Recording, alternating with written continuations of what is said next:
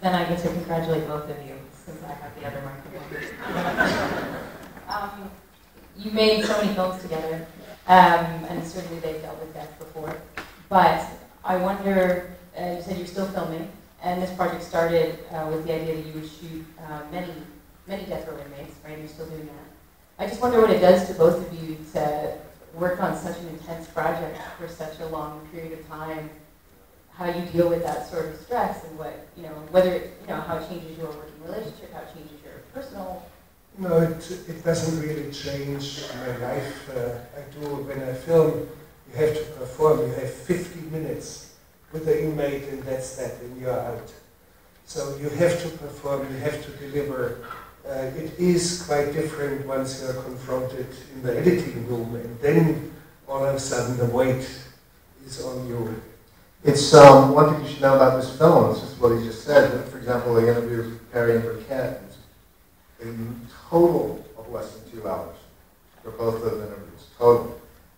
So, it was, a film like this comes together pretty quickly, and we try, what we do, one of the things that's very important to us is try to keep it fresh, keep the material fresh, not overwork it. And I think we get to a first cut usually very quickly, which we did in this case. This was a little bit different because, again, the idea is that it's for a series, a 4-part series. So it wasn't definite that this was going to be a feature film. But I should clarify. This is a film that is meant for theatrical release. It's a film all on its own. However, there is an agreement with Investigation Discovery. Actually, Sarah Kozak and the network executive Henry Schleif are here. What we are planning is what I call a mini-series of 1-hour programs, which means 44-minute films, but on death row inmates, but much more just focused on that one single person. A little bit of the crime, but much shorter films and much more coherent in the theme of death row. Here, this film doesn't really have to do that much with death row. Yes, one of them, Perry, is on death row and he was executed, but we have many other people. But yeah, when we looked at the footage, we began by looking at all of the footage of all of the interviews. It became very immediately apparent that this had the ingredients for a feature-length documentary, which is a very specific thing. It had the story, it had this, that, and everything. He actually went back and shot 4 interviews. Yeah. Actually, I do not call it interviews, they were conversations. Yeah. I had no catalogue of questions. I had never met these people. I met them less than an hour. Every single person in the film, I met less than 1 hour in my entire life. With the exception of Melissa, the pregnant wife of Burkett. I had seen her once during a dinner 2 days before I was filming with her. But one thing we should mention, because it sounds strange, both Joe and I had given up smoking years ago. Well, we never smoked, and then we did Grizzly Man, and we started smoking then. And then we stopped. And then we gave it up after that. It was 4 or 5 years ago. Yeah, that was 4 or 5 years ago. This one, you went back to the cigarettes.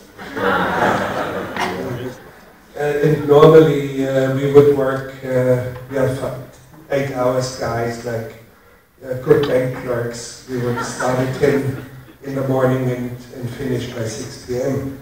So 8 hours, but with this film we were spent after 5 hours. Our days were always over at 3 p.m. So the question is, how do you manage to balance the humor with the serious subject matter? Well, it occurs, it happens. Jared Talbert says things that are truly wonderful and funny, and they take this oppressive sort of weight off your shoulders for some moments, including, for example, Perry, how he laughs about, yes, he has to be restored first and has to get fit for being executed, and he laughs and he's completely oblivious about the fact that he will die 8 days later, or he tells the story about the alligators and the monkeys and all these things.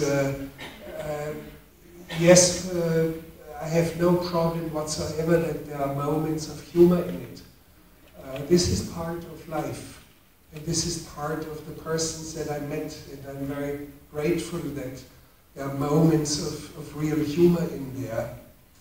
It gives a certain warmth. We connect with warmth to these people. And none of them is monstrous. I mean, the crimes are monstrous. But the perpetrators are human beings, period. Everybody says, yeah, we have to get rid of these monsters. No, they are not monsters, they are human beings. The crimes are monstrous. I know, but also it makes it even more tragic. Like you see, I see my son in that kid, and it's a harsh thing to say, but it's true. It's when you see him laughing, and that's what it's done. There's hardly anything in the media, and they deserve to have the film dedicated to them. They don't even know. They do not even know. I didn't ask for permission. I had the feeling that was the thing. The film was, for these people, the film should be dedicated. It's quite clear for me. There was one in the balcony that I saw, like they're standing. Hi. Yeah. I found the movie very life-affirming and classic of your style. Are you hopeful now going forward? And optimistic? Yeah. Are you hopeful, Thank you. optimistic going forward? Yeah, and it was very life-affirming. That's very nice that you say it, because it's a good observation. When we looked through the materials, all of a sudden I said there's so much about life. Squirrels who are not getting killed. Actually, the thing. So yes, it is life-affirming. There's life, and the urgency of life. Melissa Burkett getting pregnant with a huge sort of conspiracy and getting things smuggled out of prison. The rainbow. Yes, and the rainbow. Yes, and what Fred Allen, the captain of the tie-down team, says about life. And you watch after 125 executions, he's just now living his good life the way it should be. And he lives the dash of his life, and he watches the bird, and what are the ducks doing, and what are the hummingbirds doing, and why are there so many of them? Cut, end of the film.